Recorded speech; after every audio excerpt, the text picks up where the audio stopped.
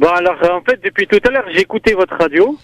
Oui. Et en fait, la chose que moi, en fait, je voulais juste dire à l'antenne, c'est quoi? C'est qu'en fait, si on suit les commandements qu'Allah subhanahu wa ta'ala nous a donnés, en fait, on ne tombe pas dans tout ce chose que je peux appeler chétanesque, qui est aujourd'hui dans cette génération. Pourquoi? Parce que si on dit, si on fait comme Allah, il nous a dit de baisser le regard, comment vous voulez qu'une autre femme, elle tombe sous le piège du shaitan, aller rencontrer quelqu'un d'autre si elle reste à sa place? Pareil, moi, je vous donne des exemples. Moi, je vous donne des exemples, pardon. Je vous donne des exemples, excusez-moi. J'ai un couple en ce moment en suivi, c'est un imam avec sa femme, véridique, qui vient de me voir. Il est imam, hein, avec sa femme. Sa femme n'accepte pas la polygamie. Cet homme est tombé dans zina. Il fait zina avec sa maîtresse. Régulièrement, il est imam, il prêche, il monte sur le mimbar. La façon dont il est entré en contact avec elle, c'est très simple. Elle est venue vers lui parce qu'elle lui a demandé des conseils. Elle avait des problèmes de possession et donc elle avait besoin qu'il lui fasse la ruqya. Ce qu'il a fait. Sauf que ça a dérapé, puisque des messages ont été échangés jusqu'à ce que ça en arrive au point qu'il a une relation extra-conjugale. Il refuse, il sait très bien l'adultère qu'il est en train de faire et le péché qu'il est en train de commettre, il sait très bien à quel point c'est compliqué pour sa femme, mais également pour sa maîtresse cette situation, puisque la maîtresse, elle veut se marier, hein, mais il n'arrive pas à franchir le cap et à rentrer dans le licite. Comment cela se fait-il? Est-ce que vous croyez franchement aujourd'hui, c'est pas pour dépeindre un tableau noir de notre Ummah, c'est vraiment pas pour faire ça. Est-ce que vous croyez franchement qu'aujourd'hui des personnes sur cette terre peuvent se prétendre réellement religieuses et réellement craindre Allah subhanahu wa ta'ala? Moi, c'est pas ce que je vois, c'est pas ce que je constate. Ils sont rares. Alors, personnellement, il y en a bien sûr. De toute façon, il y a des soldats d'Allah, il y en a bien sûr. Il y a des rajels qui sont là, bien sûr, ça existe. Il y a des soldats d'Allah, vous avez dit? Ce qu'il y a, c'est que vous les rencontrerez pas comme ça. Ah ben des gens qui sont là, qui vivent leur dîme, qui rentrent chez eux, qui ont une femme, une épouse, qui rentre. Alors cela ne pose pas problème. Alors cela, Kaïs, cela ne pose pas problème, on n'a pas besoin de les aider. Alhamdulillah. Comment? Cela ne pose pas problème. Alhamdulillah, ils n'ont pas de soucis. Donc, on n'a pas besoin de les aider. Ils sont, c'est-à-dire qu'ils sont éprouvés par Allah, par d'autres choses.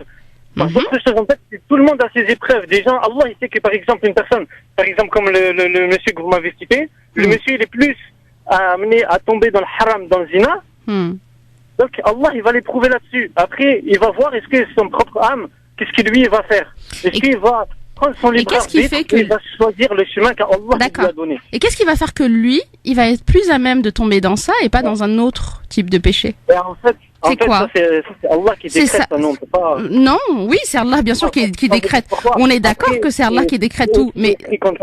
C'est tout, madame, c'est lui qui l'a décidé. C'est lui qui l'a décidé, il a dû... Mais vous avez votre libre arbitre, Kaïs, s'il vous plaît, vous avez votre libre arbitre. Ce qui va faire que lui va tomber dans ce péché-là plutôt qu'un autre, c'est sa structure psychique, c'est sa personnalité. On est bien d'accord que la personnalité qu'il a, c'est le résultat de son histoire, de son expérience, c'est le résultat de son histoire et son expérience et ses épreuves, c'est Allah qui les a voulu. On remet pas ça en question.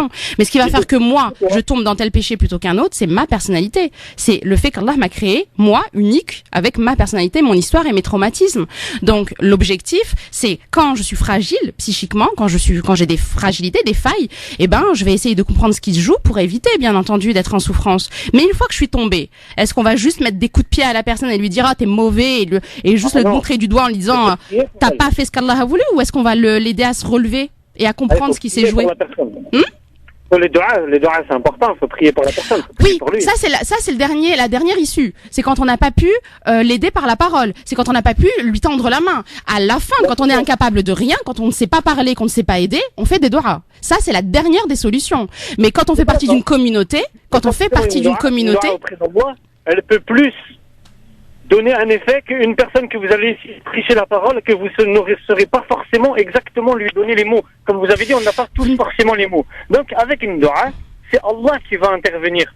Si dans le mektoub de la personne, s'il est amené à ce qu'il change, Allah, il va l'élever. Allah, il va l'élever avec les doigts que la personne va faire pour lui. On est bien d'accord. Donc, vous êtes en train de me dire que la meilleure façon d'aider un croyant qui est en souffrance, c'est de faire des doigts. D'accord. Je dis pas le contraire, mais donc ça veut dire que vous ne l'aidez pas. Or, on ne sait pas que... Mais le premier truc que je vais faire en plus, c'est les doigts. Je vais pas arrêter tout le temps pour lui. Je vais demander à Allah qu'il épargne mon frère de ça. Mais après ça, c'est évident, mais on remet absolument pas en question la nécessité et le fait d'invoquer Allah subhanahu wa ta'ala. Mais ça, pardon, ça c'est ce que vous faites peut-être vous à votre niveau, mais peut-être que votre frère il a besoin d'être conseillé ou votre sœur a besoin d'être conseillée tout de suite. Après oui, mais si vous les conseillez, mais qu'ils vous disent ouais, mais si, mais que ça, mais que les mais, c'est que des excuses de shaitan. C'est un peu facile quand même, hein. Regardez, non mais c'est un peu facile. Alors, pardon, tout n'est pas l'œuvre du shaitan. Il y a aussi votre neuf saint. Il faut arrêter d'avoir une vision manichéenne du monde. Alors on n'est pas des anges, hein. C'est un peu facile d'avoir cette vision manichéenne de moi je suis saint et puis c'est le shaitan qui me pousse à faire des péchés. Non, il y a aussi votre ego, il y a aussi votre vie, votre esprit. On n'est pas ça, mais c'est lui qui nous pousse à ça. De vous-même. Non, il n'y a pas que le shaitan qui nous pousse. Regardez, si vous n'avez pas un homme qui a eu le shaitan qui s'est mis entre la route d'un homme et d'une femme. Lui, de lui-même, il va pas aller, vas-y, je vais faire ça. Le shaitan, s'il le titille pas, il va pas.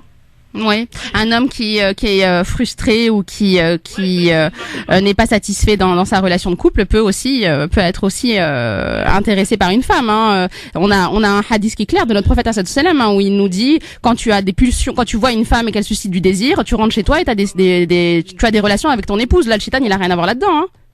Mais si j'ai pas de femme, je fais quoi? Après, ça c'est la foi. Ah. Ça c'est la foi. C'est après comment c'est. Excusez-moi du mot, mais la masturbation est haram, c'est interdit. C'est quelque chose qui est interdit. Après, c'est vous être votre foi. Mais en réalité, là, c'est le chien qui se mord la queue, quoi. Ça nous avance pas. Ça nous a pas plus avancé, plus éclairé sur comment aider ces personnes qui tombent dans cette souffrance. C'est que déjà, ils restent dans un entourage avec des personnes qui sont comme elle. Par exemple, une personne qui prêche, il va avec des gens qui prêchent. Il va pas avec des gens qui vont fumer du shit ou des je ne sais quoi ou des ça.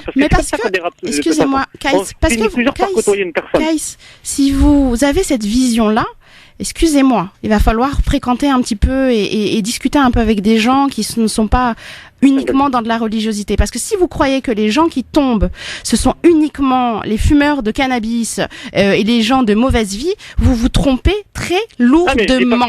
Les pêcheurs, entre guillemets, puisque là on parle de péché, puisqu'on est dans de la religiosité visiblement, les personnes qui transgressent, c'est des personnes comme vous et moi. Là, l'exemple que je vous ai donné, c'est un exemple véridique, c'est un imam. Moi, personnellement, excusez-moi de vous dire ça comme ça, hein, mais personnellement, un gars dans ma cité qui vient, qui fume en bas de chez moi, je vais lui faire un rappel et je vais partir. Je vais pas rester posé avec lui. Parce que moi, après, si je reste avec lui, moi, toutes les tentations, je les vois. Je vais voir, il a de l'argent, il a ci, il a ça. Un jour, dans ma tête, c'est bon, alhamdoulilah, Allah, il va m'épargner. 2 jours, il va m'épargner. 3 jours, il va m'épargner. Mais qui vous dit que le 4e jour, Allah, il va pas dire, tiens, je vais te punir. Ce qui va absolument pas. Ce qui va faire, surtout si vous êtes dans une intention d'aider cette personne qui est en souffrance, ce qui va faire que vous ne tomberez pas, c'est la force de votre esprit. C'est la force de votre esprit. Si vous êtes construit, si vous n'avez pas dans votre famille subi de traumatisme, si vous avez été aimé, si vous avez été choyé, si vous avez été entouré, si vous êtes important pour vos parents, il y a de très petite chance pour que vous tombiez dans une addiction. C'est pas parce que... Alors attendez, ça veut dire... oui, monsieur, j'ai grandi dans une cité.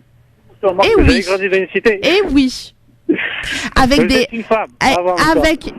Non, ça n'a strictement rien à voir. Je crois que c'est un peu facile. C'est un peu facile de...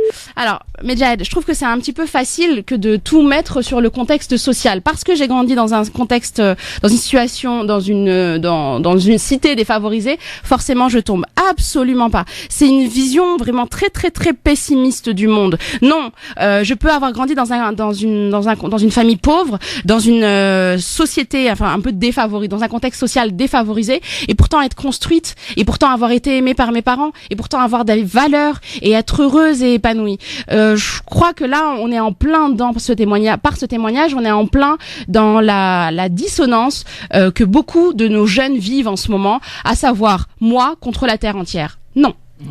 Ouais, en tout cas, on remercie cet auditeur en tout cas d'avoir témoigné, mais c'est vrai que voilà, si vous voulez réagir vous aussi, vous n'hésitez pas, en tout cas vous nous appelez 01 40 33 9000, 01 40 33 90 00 ou le 0892 23 99 50.